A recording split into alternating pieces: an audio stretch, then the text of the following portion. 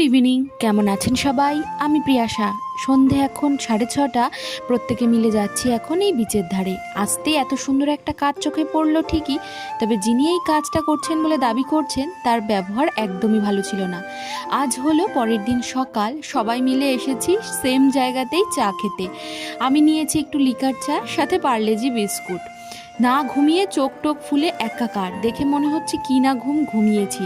প্রত্যেকে বসে এখানে চা খাচ্ছে, তবে দিদিভাইরা অনুপস্থিত। ওরা আসবে, ওরা আসতেই আমরা বেরোলাম একটু কেনাকাটা সারতে। দুপুরে আজকে লাঞ্চে গেছিলাম সেই 13 পার্বণ। এখানকার রান্নাবান্না সত্যিই দুর্দান্ত, সাথে তৃপ্তিদায়কও বটে। আজকে আমাদের ফেরার পালা। একেবারে রুমে গিয়ে ফ্রেশ হয়ে বেরিয়ে পড়লাম। পৌঁছেও গেছি ট্রেনে। আর একজন ওপরে বসে ওই যে কার্টুন দেখছে। আজ রাত্রিরে ডিনারে নিয়ে আসা হয়েছে রুটি, চিলি চিকেন।